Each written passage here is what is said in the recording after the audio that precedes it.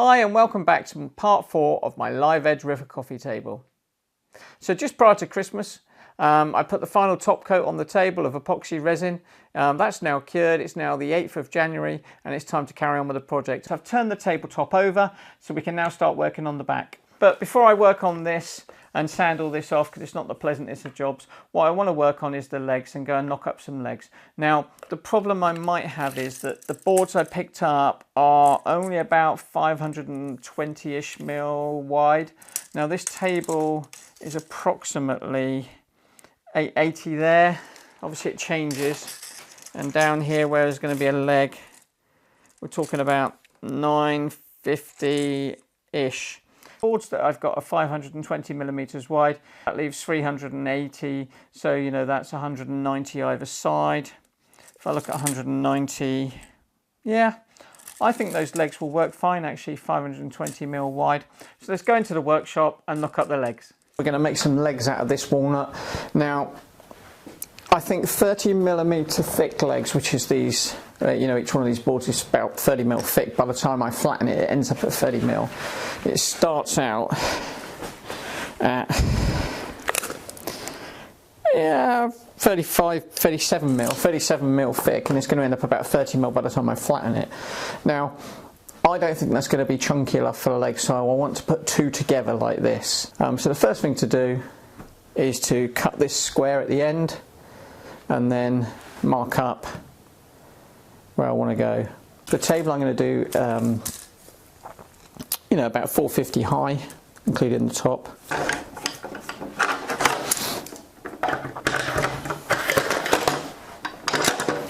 Okay, so what I'm going to do is just eye up what I think square is. So if I put this ruler flat on there, do I think that is going up the tree straight? I've got no square edge to go off of, so I just want to make sure I get the grain going as perpendicular as I can. Just putting a couple of extra clamps on these boards. So I'm going to cut across there, both at the same time. In fact, my saw probably won't go through that, but I'm going to cut through.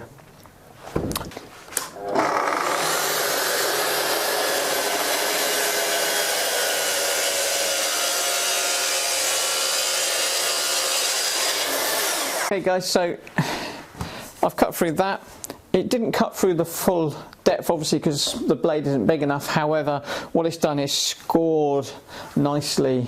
Well, I've cut into the second board, which now means I can put this track against the cut and then cut the bottom off that one, and then they're perfectly the same.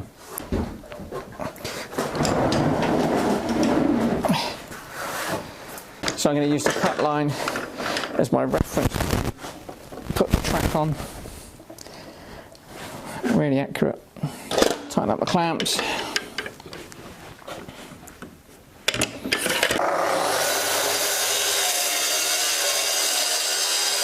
Okay, they're both now squared off on the end. Next thing to do is cut them to length. I'm going to go over table height of 450 millimeters, approximately 18 inches.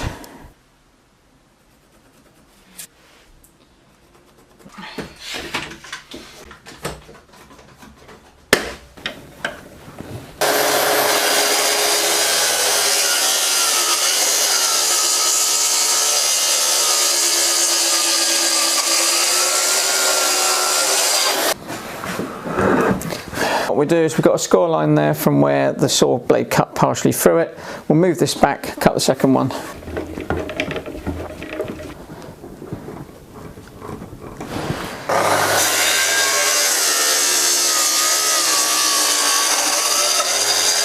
Two boards cut. Let's get on to the next stage. Okay, so we've got the two boards cut to length. So basically what I've got to do is flatten the two sides, the two inside edges of these, so I can glue them together to make one thicker leg. We need to make sure that this isn't rocking like this. We're going to put some tacking under here.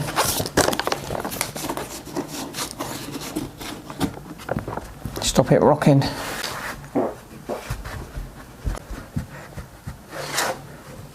Okay, just that one wedge. Now when we're going over it with a router, we want to stop it moving. If I tape it, will it stop it? Right. So we kind of got that secured, and that it's not rocking. Next thing, guide frame. This one's a bit long really, but it's what we've got.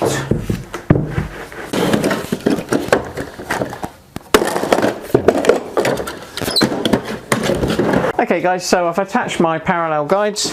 I've got the board secured down there and leveled as best I can, and my router sled on there. I've got my router in here with my 50mm bit. That's a new bit, not used that one before. So let's power the router on and give it a go. Safety goggles, dust mask, air defenders.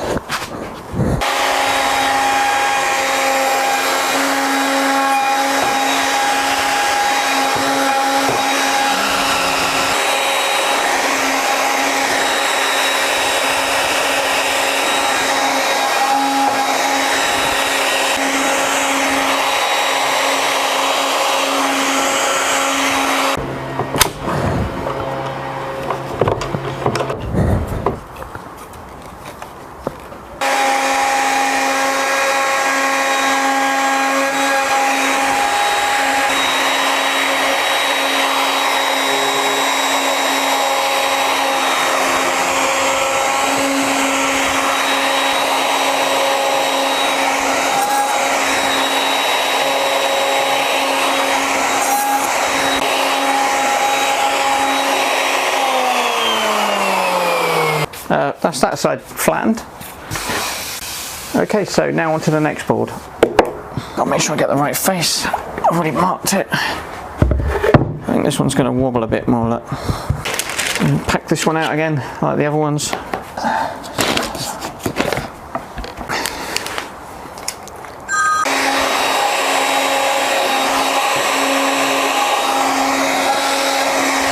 Brilliant, so that's both boards now flattened. Okay, we flattened the board on one side. They go together like that. They're nice and flat. There's no gaps around the edges.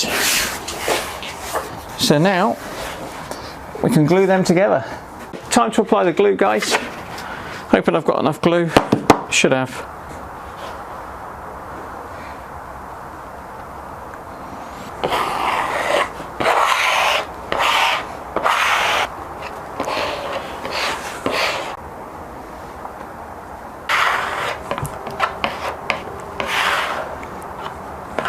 That's all spread out nicely. Let's put this board on and then clamp her on up.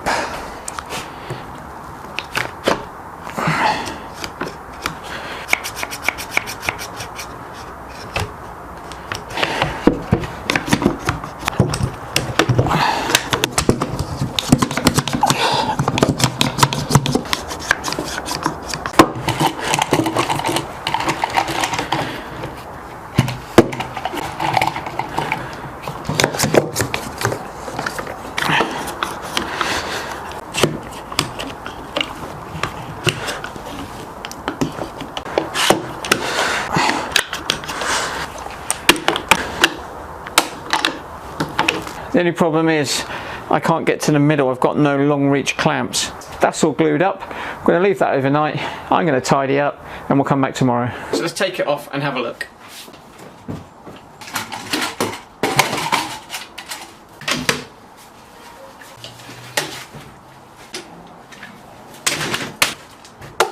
Now I've got a leg that is going to be 65mm. Now I've unclamped the first leg and the second leg is gluing up, I can sand this one.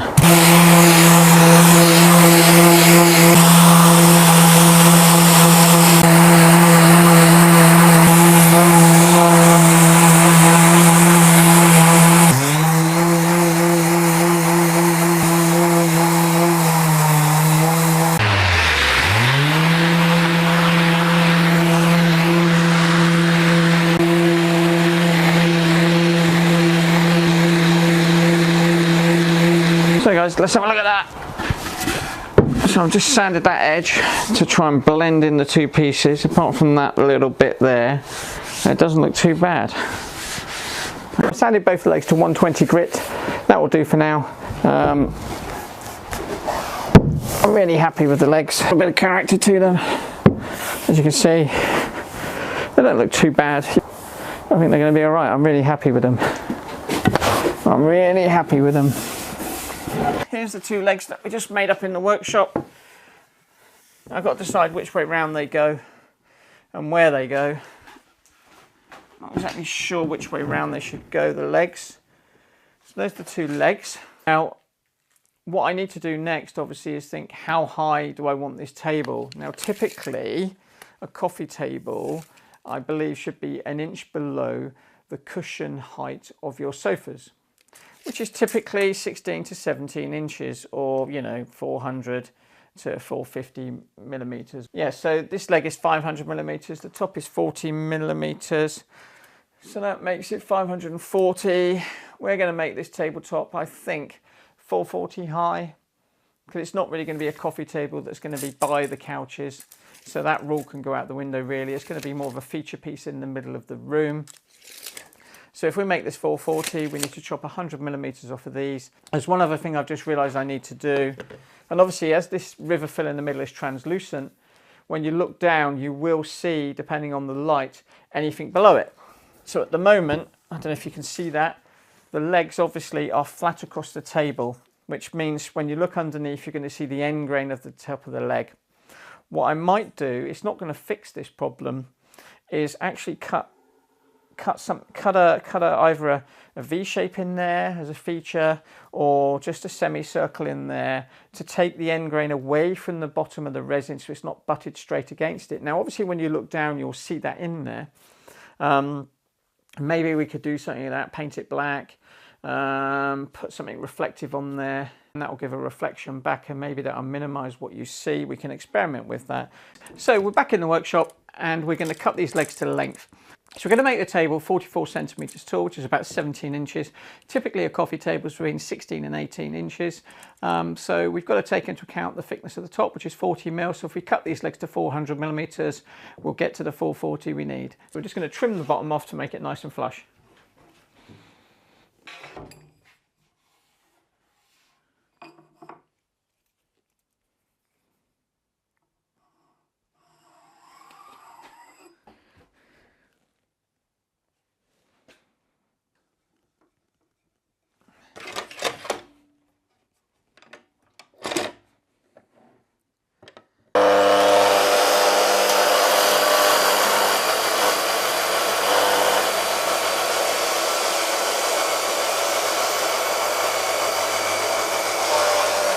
Okay, so we've squared up one end. Now we need to cut this leg to length, 400 millimeters long.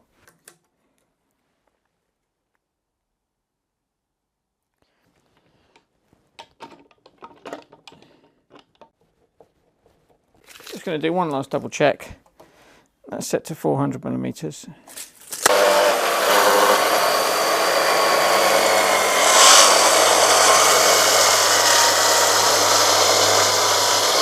Okay, so that's the first leg cut to size. Now we're going to do the same to the second one.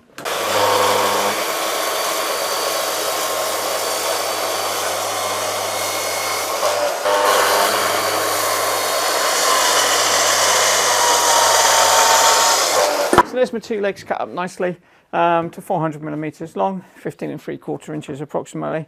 Next job is to sand off this epoxy that's spilt under the table and has built up in a few places.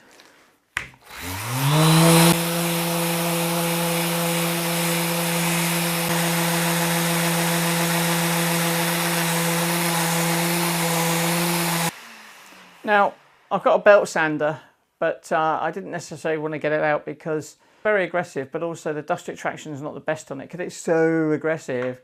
And of course, I'm indoors in our sort of TV room, and I don't think it's the best place to get my belt sander out, but I don't think I've got any choice because I need to get this resin off and it's just taking too long with this random orbital sander.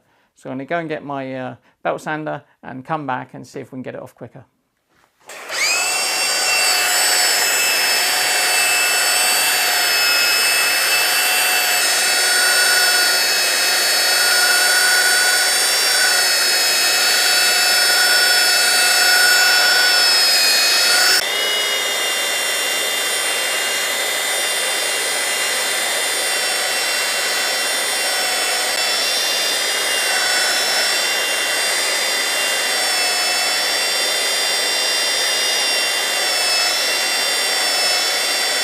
Okay, so I've sanded the back of the table now. There's a bit of resin left in some places that leaked under, but that's not a problem because I intend to coat the table with resin. One thing I have done though is, if you can recall back to part 2 where I had to seal along the live edge with some hot glue. Obviously there was hot glue left there. Now, when I looked from the top of the table, I couldn't really see it. But depending on the light, I could kind of see it was there, and I knew it was there. So when I looked at the underside, I could see this bead of hot glue running all the way along there, which isn't really smooth. This is a close-up of where I've grouted out the hot glue that I use to seal the wood. Now for the next epoxy table I do, I'm not going to use hot glue. I think I'm going to use silicone, run my finger along there or something like that, get a real thin bead of silicone that you can hardly see, whereas this case there was quite a bit of hot glue there, all bobbly where it comes out the gun, you know, because you can't really smooth hot glue. So what I've done is I got my small handheld router and I run the router following the live edge with a chamfer bit in there, and that's cleaned out all the glue. And I've sanded that in there now. Unfortunately, I forgot to press record on the camera. So I want to make sure I take as much care on the underside of the table as I do the top. It's just a personal thing of me to make sure I do things right. I don't like hiding anything. Thanks for watching part 4 of my live edge river coffee table. I look forward to seeing you again soon.